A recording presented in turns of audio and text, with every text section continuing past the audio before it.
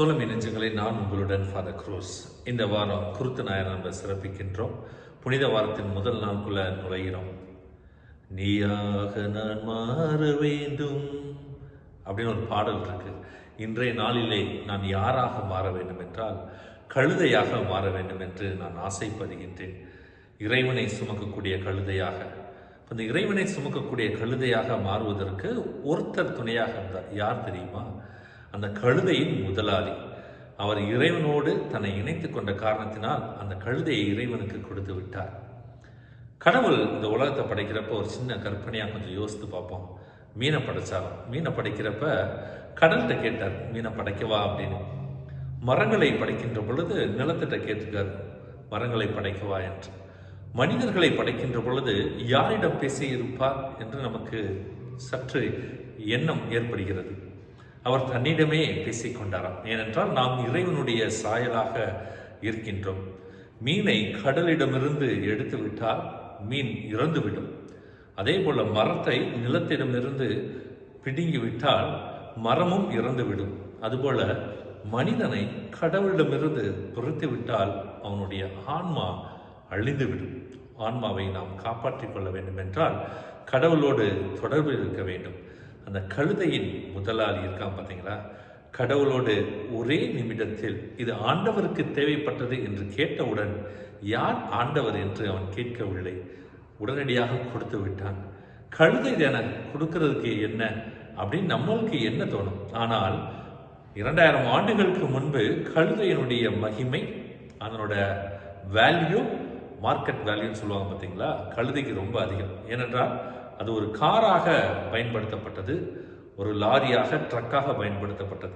காரில் மக்கள் பயணம் செய்வாங்க. அதுபோல் கழுதையிலும் மக்கள் பயணம் செய்யக்கூடிய ஒன்றாக பயன்படுத்தப்பட்டது.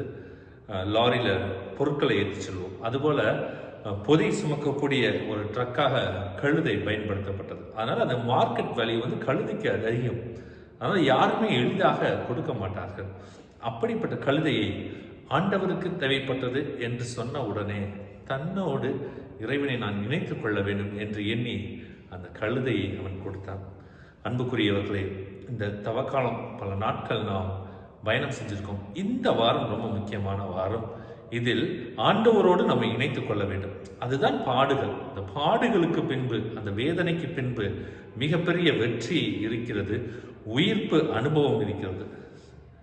இறப்பு சாவே உன் கொடுக்கு எங்கே என்பது போல நம்முடைய பாடுகள், துன்பங்கள், துயரங்களுக்கு பிறகு கடவுளோடு நம்மை இணைத்து கொண்டோம் என்றால் கண்டிப்பாக வெற்றி இருக்கிறது என்பதை உணர்த்தக்கூடிய வாரமாக இருக்கிறது. ஒரு சிறிய குட்டி கதையோடு இன்றைய நாள் சிந்தனையை நான் உங்களிடம் பகிர்ந்து கொள்ளலாம் என்று ஆசைப்படுகின்றேன். ஒரு மலை உச்சியிலே ஒரு சிறிய நீர் தேக்கம், அது ஒரு சின்ன குட்டை, அதுக்கு ஒரு ஆசை வந்துச்சான்.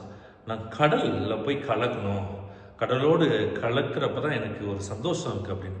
ஆனால் கடலோடு கலக்க வேண்டும் என்றால் பயணம் செய்ய வேண்டும். இதுவோ சிறிய குட்டை, அள்ளி வெளியே போட்டால் அவ்வளோதான், காஞ்சி நீராவியாக சென்று விடும். அது நினச்சிட்டாங்க. சரி அப்படின்ட்டு அந்த குட்டை கொஞ்சம் கொஞ்சமாக தண்ணி தேக்கி தன் ஈரப்பதத்தை அதிகப்படுத்தி கொண்டு அப்படியே ஒரு அருவியாக பயணம் செய்கிறது. முதல் முயற்சி கொஞ்சம் வெற்றி. அந்த அருவியாக பயணம் செய்து அப்படியே கொஞ்சம் கொஞ்சமாக பயணம் செய்கிறது. பார்த்தா காடுகள், மலைகள், கற்கள் எல்லாமே தாண்டி பயணம் செய்ய வேண்டும். அந்த அருவி கொஞ்சம் வளர்ந்து வளர்ந்து காற்றாட்டு வெள்ளமாக படையெடுத்து செல்கிறது. பயணம் நன்றாகத்தான் போய்கொண்டிருக்கிறது. மகிழ்ச்சி. திடீரென்று பார்த்தோம் என்றால் மிகப்பெரிய ஒரு அணை ஒன்று இடைஞ்சலாக இருக்கிறது.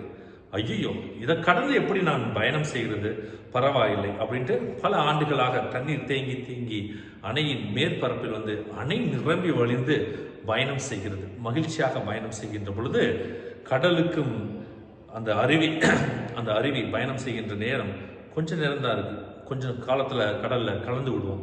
ஆனால் மிகப்பெரிய பாலைவனம் ஒன்று இருக்கின்ற பொழுது அந்த தண்ணீர், அந்த நீர் தேக்கம் எல்லாமே ரொம்ப சோர்வாக மாறி போச்சு. ஆடடா, இனிமேல் இந்த பாலைவனத்தை கடந்து நான் எப்படி கடல்கிட்ட போக முடியும் அப்படின்ட்டு ரொம்ப சோகமாக வாழ்க்கையை வெறுத்து போய் என்ன செய்ய போறேன் அப்படின்னு இருக்கின்ற பொழுது மேகத்திலிருந்து ஒரு சத்தம் கேட்டதாம். என்ன சத்தம் தெரியுமா? என்னோடு இணைத்துக்கொள் அப்படின்னு. உடனடியாக அந்த முதலாளி இருக்கான் பார்த்தீங்களா, கழுதையை உடனடியாக கொடுத்தான் பார்த்தீங்களா, அதுபோல் அந்த தண்ணீர் என்ன பண்ணுச்சான், உடனடியாக தன்னை அந்த மேகத்தோடு இணைத்து கொண்டதான். எப்படி நீராவியாக அப்படியே அந்த தண்ணி ஃபுல்லாக, டேம்ல அந்த தண்ணி ஃபுல்லாக மேகத்தில் போனியும் அந்த மேகம் என்ன செய்தது, அந்த பாலைவன பகுதியை கடந்து சென்று கடலுக்கு மேலாக அந்த மேகம் சென்று நீர்த்துளைகளாக கடலிலே கொட்டி அந்த கடலோடு இணைத்து கொண்டதாம். அன்புக்குரியவர்களே, கற்பனை கதையாக இருந்தாலும் இதுதான் வாழ்க்கையின் அர்த்தம். கடலோடு இணைத்து கொண்டால் துன்பம் துயரம் என்று துவல்கின்ற பொழுது அவரோடு இணைத்து விட்டால் கண்டிப்பாக வெற்றி இருக்கிறது. ஒவ்வொரு வேதனைக்கு பிறகும் ஒவ்வொரு துன்பத்துக்கு பிறகும் வெற்றி உண்டு என்பதை சுட்டி காண்பிப்பதே இந்த வாரம் நமக்கு கொடுக்கக்கூடிய செய்தி. புனித வாரத்தில் புனிதமாக பயணிப்போம். கடவுளோடு நம்மை இணைத்து கொண்டு நாம் ஒரு கழுதையாக, நீங்கள் யாராக என்று யோசிப்போம்.